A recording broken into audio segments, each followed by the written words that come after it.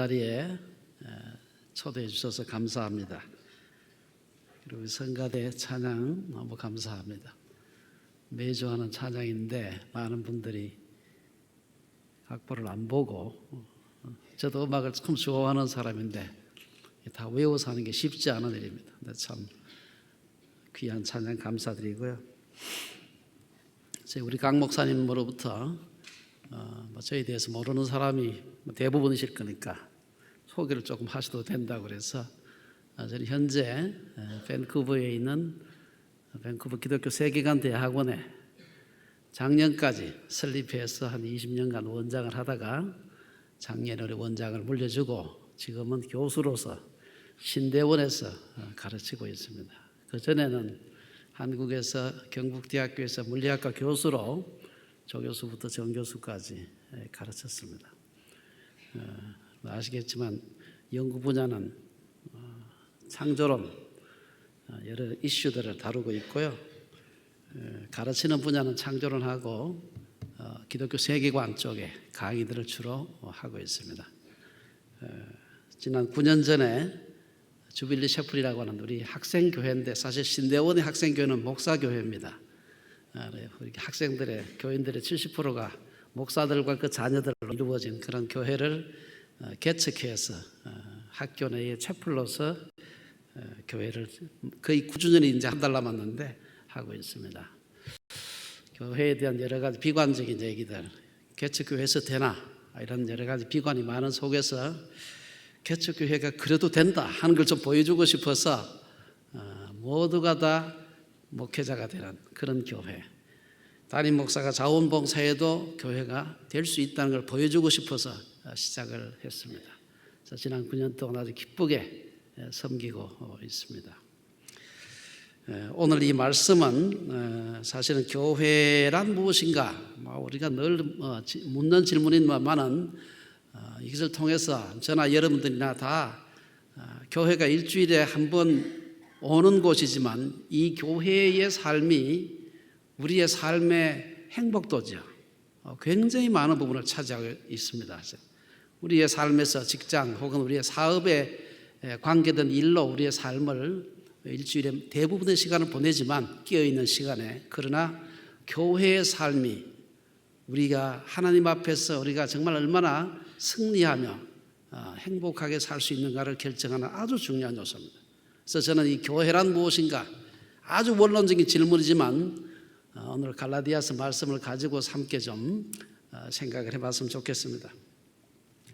제가 아주 오래전의 얘기입니다만은 SBS에서 청혼이라고 하는 연속극을 한 적이 있습니다. 제가 사극을 좋아하는데 보통 사극이 아닌 걸로서는 거의 유일하게 처음부터 끝까지 봤던 드문 그런 연속극입니다.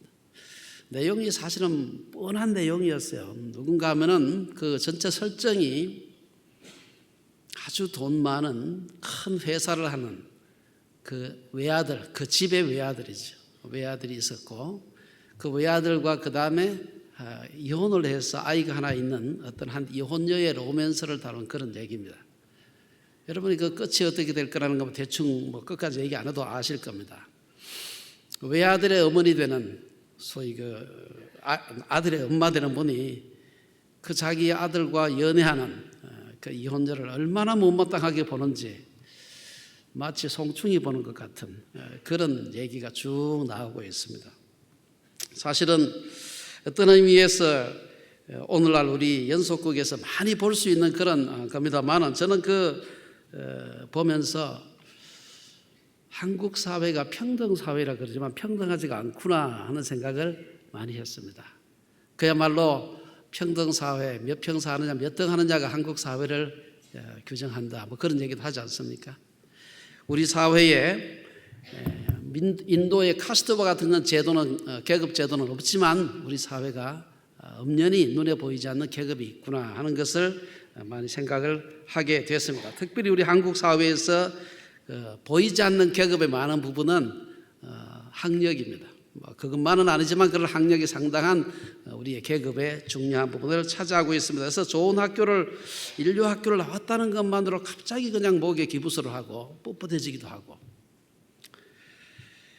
어떤 분들은 또 그렇지 않기 때문에 한평생 열등의식에 빠져 사는 분도 계시고, 제가 아는 가까운 친구 중에 하나는 이과대학을 나왔어요. 그런데 교회 장로도 하지, 교회에서도 인정받고 얼마나 대단한데, 그런데 그게 잘 안 되는 겁니다. 우리 사회가 보여주는 아주 중요한 참 열등의식이고 계급의 한 부분을 보여주는 게 아닌가, 그런 생각을 하는 겁니다. 우리가 얼마나 사람 위에 사람 없고 사람 밑에 사람 없다 말은 하지만 엄연하게 우리 사회에 계급이 존재한다. 그래서 오늘 여러분들이 요즘 유행하는 그런 흑수저, 금수저 이런 얘기도 계급을 보여주는 겁니다. 그래서 오늘 우리가 이 갈라디아서 3장의 제일 그 마지막에 있는 한 말씀입니다만은, 이 말씀을 통해서 도대체 우리 교회는 그런 일이 없는가? 교회가 도대체 뭔가? 교회는 사회가 뭐가 달라고, 뭐가 달라야 하는가 하는 것을 좀 생각을 해봤으면 좋겠습니다.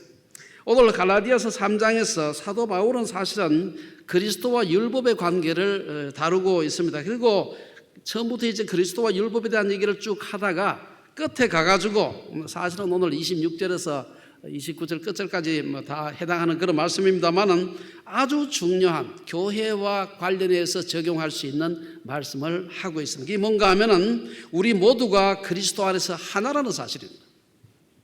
26절에 보면은 너희가 다 믿음으로 말미암아, 다 어떤 특정한 사람만이 아니라 다 믿음으로 말미암아 그리스도 예수 안에서 하나님의 아들이 되었으니, 다. 27절에 보면 비슷한 말이 반복됩니다. 이 누구든지 그리스도와 합하기 위하여 세례를 받은 자는, 누구든지 받은 자는 했지만 사실은 받은 모든 사람들은 그런 뜻입니다. 우리가 여기서 보면은 남자나 여자나 부유한 자나 가난한 자나 누구든지 그리스도와 합하여 세례를 받은 모든 사람들은 그리스도로 옷 입었다. 29절의 말씀도 비슷한 말씀입니다. 그리스도 안에서 우리의 신분은 재산이나 인종이나 신분이나 성별에 의해서 결정되는 것이 아니라 우리가 그리스도에게 속해 있느냐 하는 것이 우리를 결정한다는 사실입니다. 그리스도에게 속해 있으면 우리의 재산, 인종, 성별, 신분이 어떻든지 우리가 아브라함의 자손이라. 자손, 이게 이제 스페르마, 스포름 하는 말이거든요. 우리가 정자 이런 말 아닙니까? 스페르마, 아브라함의 스페르마다, 그런 얘기를 하고 있습니다. 이것을 요약해서 오늘 아까 읽었던 28절에서 너희는 유대인이나 헬라인이나 종이나 자유인이나 남자나 여자나 다 그리스도 예수 안에서 하나이니라. 여기서 하나라는 말은 원네스, 하나됨, 그 유니티, 이 속에는 우리가 서로 동일하다, 이 아이덴티피케이션이 들어있고요. 또 그 속에는 평등함, 이퀄리티라는 개념이 들어있습니다. 오늘날 우리가 교회에서 우리가 그리스도 안에서 하나다 하는 말을 하면 그럼 하나가 아니고 뭐냐? 너무 당연한 얘기를 또 반복하는 것 같지만, 그러나 이 서신이 기록된 1세기 당시로 돌아가게 되면은 이 표현 속에는 굉장히 중요한 의미가 몇 가지 담겨 있습니다. 그 말씀을 좀 함께 나누기를 원합니다. 3장 28절에서 바울은 그냥 우리가 하나다 이렇게 얘기하지 않고 그 말을 수식하는 구를 갖다가 꽤 길게 그 앞에 붙이고 있는 걸 볼 수가 있습니다. 우선 뭐라고 얘기합니까? 유대인이나 헬라인이나 종이나 자유인이나 남자나 여자나 구별 없이 다 그리스도 안에서 하나라, 이런 말을 하고 있습니다. 왜 사도 바울이 이 세 가지 카테고리를 오늘 여기서 얘기를 하고 있을까? 이것은 사도 바울이 살던 1세기 당시에는 사람들을 구별할 때 이 세 가지 카테고리가 가장 대표적인 카테고리였기 때문입니다. 요즘 같으면 아마 여기다 빈부도 하나가 들어갔을지도 모르겠습니다만은 당시에 아주 중요한 사람을 카테고리로 묶을 때 이 민족적인 헬라인이나 유대인이나 또 사회 신분상의 종이나 자유인이나 그 다음에 성적인 분류, 남자나 여자나 이 세 가지 분류가 사도 바울이 살던 시대에 대표적으로 사람을 묶는 그러한 카테고리였습니다. 사실 우리가 오늘날 평등이란 말을 많이 사용합니다. 우리가 말하는 평등, 옛날에 이 단어가 오래전부터 있었습니다만은 이 평등이란 말은 오늘 우리가 이해하는 의미의 평등이란 의미는 사실은 지난 18세기 이후에 나오는 의미입니다. 그전에도 단어는 있었지만 오늘 우리가 사용하는 그런 의미는 아니었습니다. 고대 사회에서도 평등을 말했습니다. 그러나 헬라나 로마 시대에서 그 말은 같은 계급 내에서의 평등이었지 사회적인 신분이 다른데 평등하다. 이건 있을 수가 없는 일이다. 노예에게는 노예 대우를 해주고 자유인에게는 자유인의 대우를, 귀족에게는 귀족의 대우를 해주는 것이 평등이다. 그것이 바로 우리가 그 아리스토텔레스가 말하는 그 소위 분배적 정의라, 조금 어려운 말입니다만 분배적 정의라 뭐 그렇게 얘기를 합니다. 오늘 사도 바울은 아리스토텔레스가 말했던 그런 의미로 우리가 그리스도 안에서 하나라고 얘기하지 않습니다. 그는 그리스도 안에서는 인종적 차별도 사회적 신분의 차별도 남녀 간의 성적 차별도 없는 완전한 하나됨을 말하는 것입니다. 그래서 이 세 가지 카테고리를 간단히 한번 살펴보고 이것이 오늘 우리 교회에 주는 메시지가 뭔가 하는 것을 한번 생각해 보겠습니다. 우선 첫째는 사도 바울은 유대인이나 이방인이야 그렇게 얘기를 하고 있습니다. 이것은 당시의 유대인과 이방인 사이에 존재했던 그 엄청난 장벽을 이해하지 않으면 이게 그렇게 큰 의미로 들리지 않을 수 있습니다. 유대인들은 하나님이 이방인들을 왜 만들었는지, 저 인간들을 왜 만들었는지, 뭐 저희도 이방인 아닙니까? 이유를 알 수가 없었어요. 그래서 생각을 하다가 만든 것은, 생각해낸 것은 하나님께서 유대인만 만들면 되지 이방인들 만들 필요가 없었는데 이방인들 만든 이유를 생각할 수가 없어서 지옥의 땔감으로 쓰려고 하나님께서 사람 만들었다.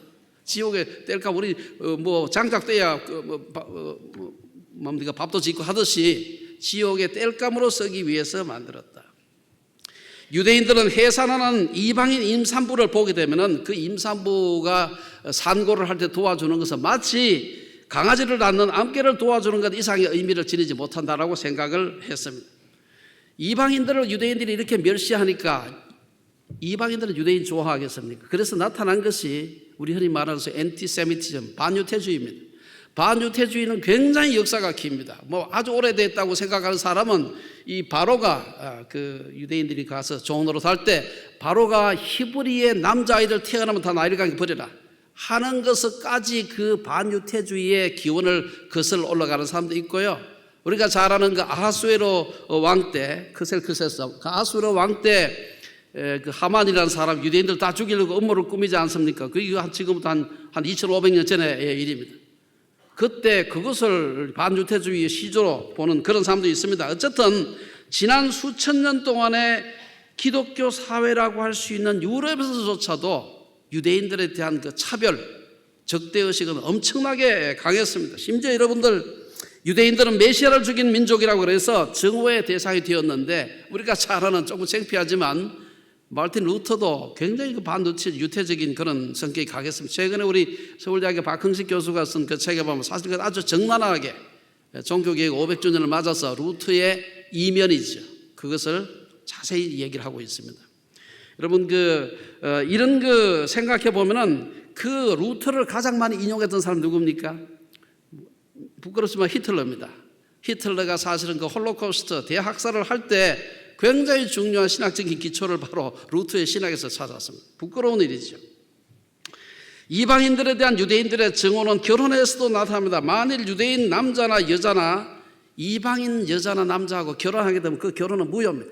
이게 인정받지 못하는 것이죠. 성전 구조에서도 교회에서 우리 교회택인데 성전 구조에서도 대제사장, 제사장, 유대인 남자들, 유대인 여자들 그리고 이방인의 뜰 제일 바깥입니다.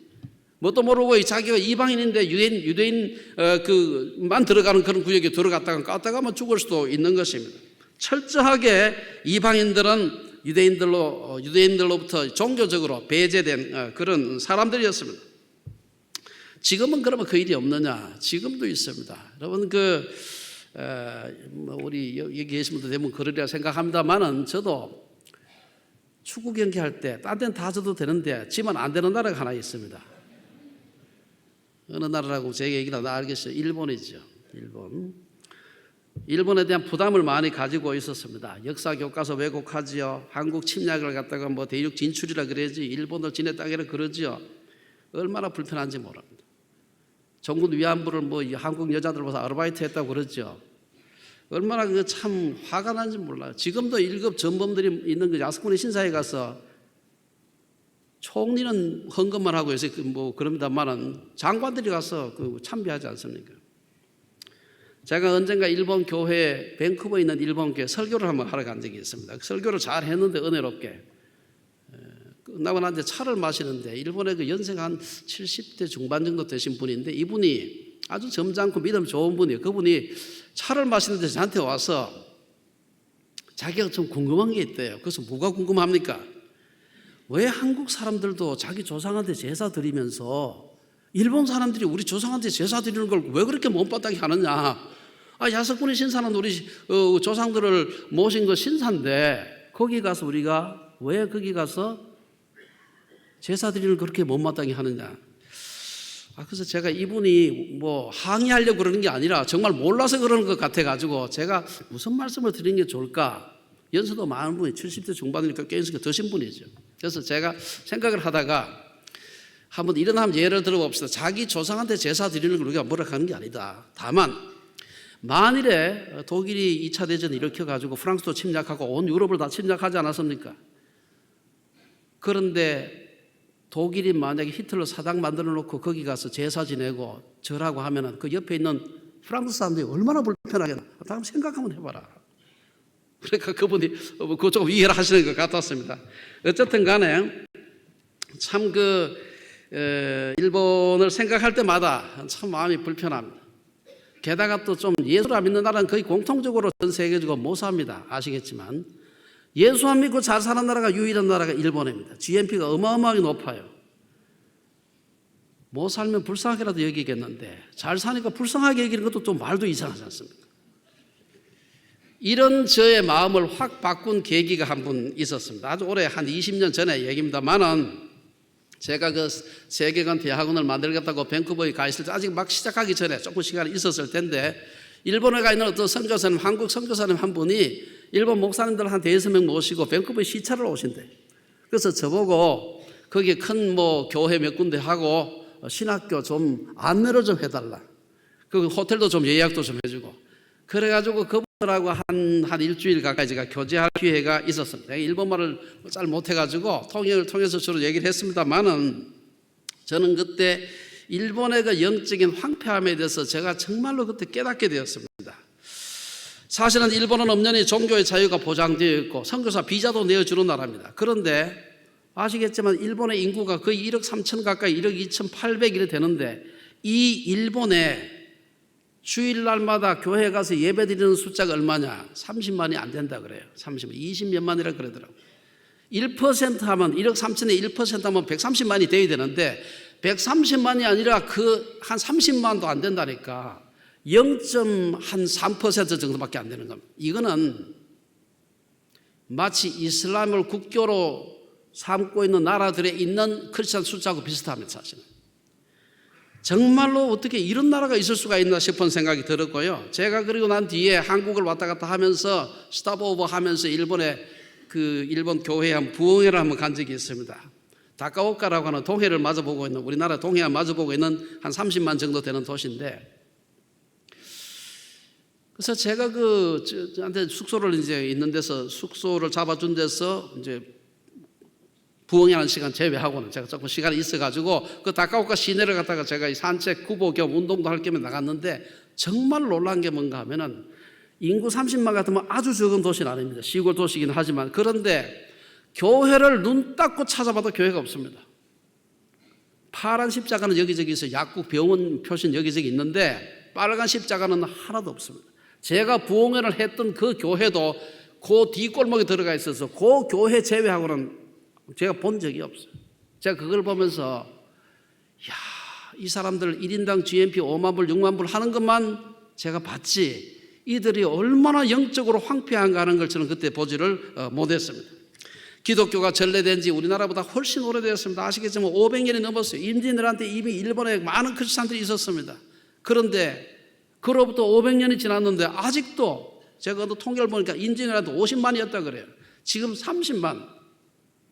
더 많을지 모르죠. 교회 나가는 사람이 그렇다니까. 한국 교회에 오늘날 밤하늘에 명멸하는 수많은 빨간 십자가 종탑들. 옛날에는 남산에 가서 돌 던지면 김씨집에 떨어진다 그랬습니다. 지금은 남산에 가서 돌 던지면 교회 네온사인이 맞는다고 하는 말이 있습니다. 그만큼 우리 한국에 교회가 많습니다. 비난하는 말로 조롱하는 말로 그런 얘기를 하는 사람도 있습니다만 사실은 감사한 일이죠. 교회가 많다는 건 감사한 일이에요. 저는 요나서 4장 끝에 보면은 요나서 4장 11절에 좌우를 분변치 못하는 니느웨의 12만 명을 불쌍히 여기시는 하나님의 마음이 기록되어 있습니다. 너무 잘 아시니까 앞뒤 얘기 제가 다 제외하고 4장 11절 제가 한번 읽어보겠습니다. 하물며 이 큰 성읍 니느웨에는 좌우를 분변하지 못하는 자가 12만여 명이요 가축도 많이 있나니 내가 어찌 아끼지 아니하겠느냐 하시니라. 이걸 제가 거꾸로 조금 말을 좀 바꾸어서 다시 한번 제가 읽어보겠습니다. 하물며 이 큰 성읍 일본에는 좌우를 분변치 못하는 자가 12만이 아니고요 1억 2,700, 1억 2,800만 명이요 가축도 많이 있겠죠.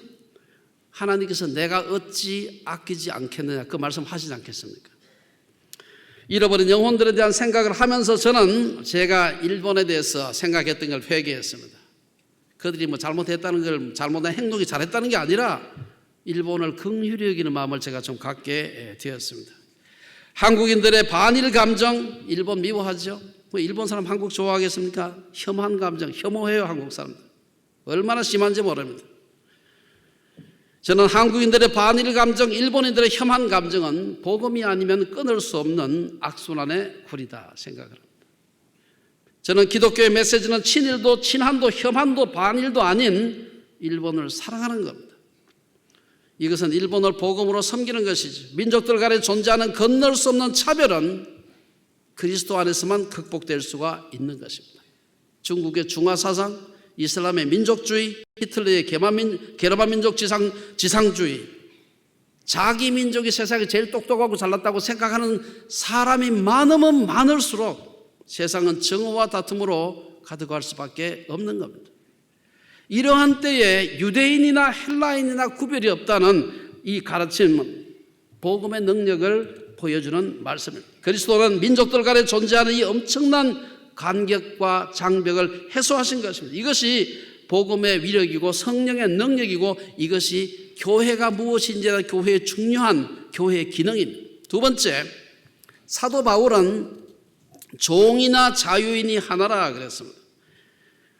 신약 성경이 기록되던 1세기 당시에는 노예 제도가 일반화되어 있었습니다. 노예 제도는 제가 보니까 주전 한 2세기부터 주후 한 3세기까지 로마 제국이 아주 편만했던 제도입니다. 학자들 통계를 보면 로마 제국의 인구가 당시에 아마 전체 합쳐가지고 약 한 최소 6천만 명, 많이 보는 사람은 한 1억 정도 된다고 봅니다. 그 중에서 특별히 로마 시의 인구만 따지면 약 한 100만 정도. 그 중에 그 로마 시의 인구의 약 한 20 내지 30% 정도가 노예였다고 생각을 합니다. 특히 로마의 평균 그 노예의 퍼센테이지는 20, 30% 있지만 교회는 유달리 종이 많았습니다. 노예들이 많았기 때문에 아마 로마에 있었던 교회의 종들의 퍼센테이지는 거의 한 50%가 안 되었을까 생각을 하는 것입니다. 성경에도 노예 제도가 있었음을 보여주는 사례가 아주 많습니다. 그리고 그런 사회적 배경 속에서 성경은 기록되었습니다. 예수님께서 말씀하신 많은 여러 비유들도 종과 상전에 대한 비유가 많습니다. 우리 성경에 잘 아는 그런 비유입니다만은 주인이 타국에 갈 때 종들을 불러서 5달란트, 2달란트, 1달란트 줬다는 그 비유. 또 그 외에도 종과 상전의 비유가 여기저기 많이 나오고 있습니다.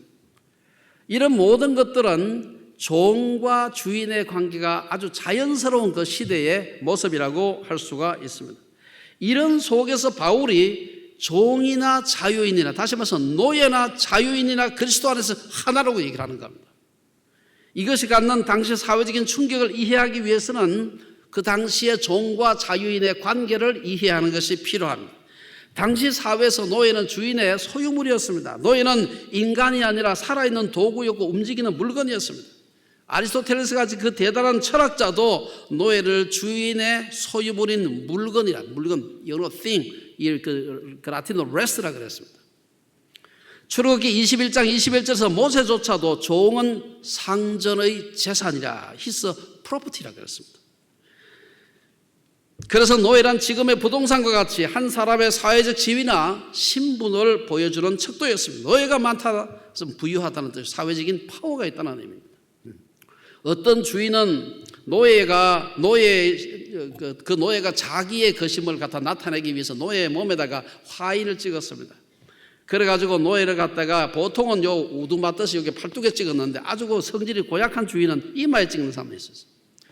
그럼 종이란 말이 그 헬라 말로 둘로스 D자로 시작하는데 그게 그 델타의 대문자가 삼각형이에요. 삼각형을 딱 찍어가지고 도망가면 금방 잡을 수 있도록 이마에다가 이 우두 찍듯이 이렇게 델타자를 딱 써놓는 그런 악한 주인도 있었다. 그러면 어쨌든 이 노예라고 하는 것은 당시에 자유인과 노예가 하나라고 하는 것은 상상하기가 매우 어려운 그런 일이었습니다. 노예 신분에 관한 가슴 아픈 얘기가 많이 있습니다만 그중에 로마 시대 때 세군투스라고 하는 원로원 의원이 있었습니다. 이 사람 집에 노예가 400명이 있었는데 이 세군투스라는 원로원 의원이 길을 가다가 피살을 당했습니다. 종의 의무가 주인의 재산과 생명을 보호하는 것인데 종이 주인을 보호하지 못한 것이죠. 그래가지고 하루아침에 멀쩡한 노예들을 갖다 400명을 처형을 한 그런 얘기가 남아 있습니다. 당시에는 자유인이 노예와 결혼하면 결혼으로 인정받지 못했습니다. 야반 도주해가지고 호적도 없이 그냥 산속에 혼자 들어가 살면 몰라도 인정받지 못하는 그러한 결혼이었습니다. 주인이 몇 시간을 식사를 하든지 관계없이 노예는 수건 들고 뒤에 서 있어야 됩니다. 이것이 노예의 신분이었고 노예와 주인의 관계였습니다. 그런데 바울은 로마서 1장 1절을 시작하면서 자신을 가리켜서 예수 그리스도의 종 바울은 이렇게 시작합니다. 여러분 그 말 기억하시죠? 예수 그리스도의 종 바울은 이 편지를 받는 사람 로마교회 성도들인데 이 성도들은 50% 정도가 노예라고 생각하시면 돼요. 이 그리스 말로 말하기를 예수 그리스도의 종 바울, 종이 뒤에 나옵니다만은 원래 이 헬라 말에는 파울로스, 둘로스, 크리스ቱ, 예수 이렇게 나와요. 그래서 파울로스, 바울은 이 둘로스 종인데 누구의 종이냐? 그리스도 예수의 종이다. 바울 자신도 종인데 누구의 종이냐? 예수 그리스도의 종이다. 이걸 받는 사람들이 종이란 말을 들을 때는 그냥 듣기지가 않는 것이죠. 바울이 보낸 이 편지를 읽는 교인들의 상당수가 노예들인 것을 생각한다면 이것은 굉장히 의미가 깊은 그런 말입니다. 1세기 로마 제국에서 노예 개념을 가진 사람들에게 바울이 노예든 자유인이든 그리스도 안에서 하나라고 한 것은 이건 혁명적인 마치 1860년대 아브라함 링컨이 노예 해방 선언한 것과 같은 그런 아주 혁명적이고 충격적인 그런 말입니다. 예수 그리스도는 사회 계층과 신분상의 장벽을 허물고 우리를 하나로 묶으신 것입니다. 복음은 그 사회가 상상할 수 없었던 관습, 인종적 차이, 사회적 신분의 담을 헐고 우리를 하나로 묶는 것입니다. 초기 기독교가 로마 제국하에서 혹독하게 탄압을 받을 때 일입니다. 노예 출신이면서 로마 교회 초기 감독이었던 칼리스투스 이 이름 남아 있습니다. 아직도. 그 다음에 귀족 출신이면서 페르페투아라는 그런 귀족 출신의 귀부인이 있었습니다. 그 다음에 그 여자 노예인 펠리키타스, 이분들이 예수님 믿는 것이 발각이 돼가지고 로마의 원형 경기장에 동물의 밥이 되기 위해서 끌려 나왔습니다. 사실 그 귀부인 같으면 로마에 상당한 그 파워가 있는 집안의 귀부인이었기 때문에 비록 예수를 믿어도 마을로 가서 언제나 앞으로 안 믿겠다든지 뭐 이렇게 하면은 빠져나올 수 있는 사람인데 끝까지 예수 믿겠다. 그래가지고 원형 경기장에 끌려 나왔어요. 원형 경기장에 구름대와 같이 막 사람들이 둘러서 있는데 그 귀부인을 보고 깜짝 놀랐습니다. 저 사람이 끌려 나올 수가 없는데 어떻게 끌려 나왔느냐. 그런데 이 귀부인 페르페투아가 끌려 나와서 죽음 앞에 의연하게 서 있는 모습도 놀라웠지만 더 놀라운 건 뭔가 하면 이 사람이 나올 때 이 여자 노예인 펠리키타스의 손을 잡고 나왔어요. 이게 로마 시민들을 더 충격으로 몰아넣은 일입니다. 어떻게 귀부인이 종의 손을 잡았다는 것은 그 종과 내가 같은 하나라는 것을 의미하는 것입니다. 기독교는 새로운 사회를 지향하는 것입니다. 복음은 문화와 관습과 제도를 극복하는 진정한 평등과 하나됨의 공동체를 지향하는 동력을 제공합니다. 마지막으로 우리가 생각해 볼 수 있는 것은 그리스도 안에서는 남자나 여자가 하나라는 것입니다. 사도 바울은 이제 앞에서 우리가 민족적인 어떤 차별이 없다, 인종적 차별이 없다, 사회 신분상의 차별이 없다, 그리고 마지막으로 성적인 차별이 있을 수가 없다는 것입니다. 사실은 그 고대 사회에서 여성은 남성에게 종속적인 존재였습니다. 이것은 기본적으로 여성은 남성보다 열등하다 하는 그런 인식에서 출발한 것입니다. 아까 제가 아리스토텔레스 얘기를 했습니다만은 아리스토텔레스는 그의 윤리학이라는 책에서 여성은 존재론적으로 그리고 생물학적으로 미성숙하고 남성보다 열등하다. 구전이 아니고요. 책에 써 있습니다. 이 말이. 이런 사상은 로마 이후의 서구 사회의 여성관의 기초가 되었습니다. 지금도 복음이 들어가지 않은 사회에 가보면 어디나 여성에 대한 차별이 엄청납니다. 여러분 잘 아시는 그 이슬람의 샤리아라고 하는 그 법에는 여자보다 남자에게 권리를 더 많이 줍니다. 예를 들면 남자는 아내를 4명까지 둘 수 있다. 이게 아주 쓰여 있어요. 그게요. 법정에 가서 여자가 2사람의 증언을 해야 남자 1사람의 그 위트니스 증언의 효력이 있다. 남자는 여자한테 이혼을 요구할 수 있지만 여자는 남자한테 이혼 요구할 수 없다. 심지어 여자는 말 안 들으면 남자가 구타해도 된다. 이게 구전이 아닙니다. 이게 적혀 있어요. 뿐만 아닙니다. 힌두교에서도 남자가 여자보다 우월하다고 생각합니다. 그래서 남자가 현세에서 온갖 죄를 짓고 나쁜 짓 많이 하면은 그 다음 태어날 땐 여자로 태어난다 생각했어요. 그것도 모르고 여자들도 자꾸 나쁜 짓 하게 되면 그 다음에 강아지로 태어나는 겁니다.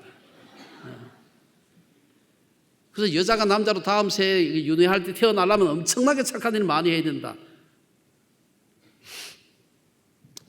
인도에서는 아직도 신부가 결혼 지참금을 적게 가져왔다는 이유로 결혼 첫날 밤에 신랑에게 살해당하는 일이 종종 있다고 합니다. 수사도 별로 안 한대요. 바울 당시에 로마 사회에서도 여성은 남성에게 종속된 존재였습니다. 남편에 대한 아내의 복종은 너무 당연한 것이라고 생각했죠. 그래서 사도 바울이 에베소서 5장 22절에서 아내들이여 자기 남편에게 복종하기를 주께 하다 하라. 당연하지. 아내가 남편에게 복종하기 당연하다. 문제는 그로부터 몇 절 더 넘어가 가지고 25절에 보면은 남편들아 아내 사랑하기를 그리스도께서 교회를 사랑하시고 그 교회를 위하여 자신을 주심같이 하라. 이걸 이해가 안 되는 겁니다. 어떻게 그럴 수가 있느냐. 이것은 당시로서는 혁명적인 그런 선언입니다. 그것도 그냥 사랑하는 게 아니고 보통 사랑이 아니고 자기의 생명을 내어주는 아가페적 사랑으로 아내를 사랑하라. 당시로서는 복종만을 요구하는 아내를 그리스도께서 교회를 사랑하시고 그 교회를 위하여 자기를 주심같이 하라는 것은 상상할 수 없는 그런 일이었습니다. 바울은 오늘 본문에서 남자나 여자나 구별 없이 그리스도 안에서 하나라고 말합니다. 복음은 민족적 장벽, 인종적 장벽, 사회 신분상의 차별, 마지막으로 남녀 간의 성적 차별을 타파했습니다. 이것이 바로 기독교가 가르치는 윤리이자 복음이 추구하는 가치고 그 실행을 하는 가장 중요한 지상의 기관이 교회입니다.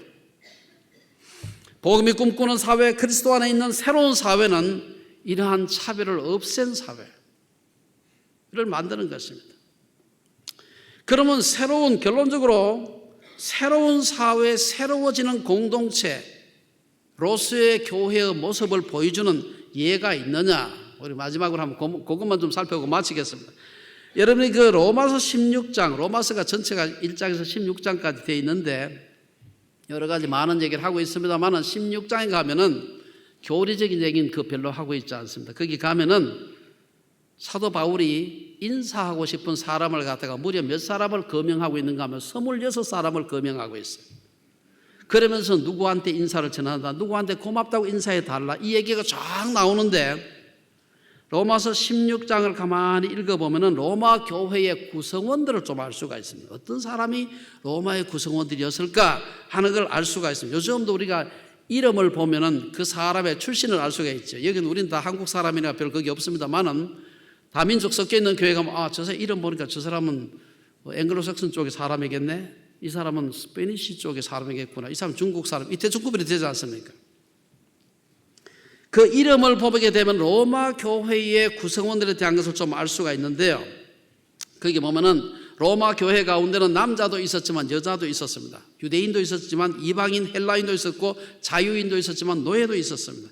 16장 1절에 보면 로마서 16장 1절에 보면은 내가 겐그레아 교회의 일꾼으로 있는 우리 자매 베베를 너희에게 추천하노니. 베베 영어로는 피비, 남자입니까 여자입니까?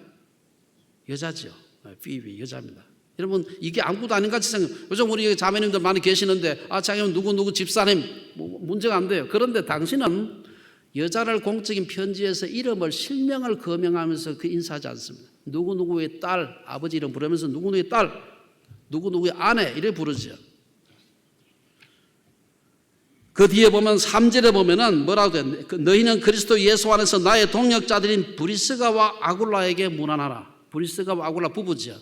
브리스가와 아굴라 중에 누가 아내입니까? 브리스가가 아내입니다. 아내의 이름이 먼저 와요. 보통은 남편 이름이 먼저 옵니다.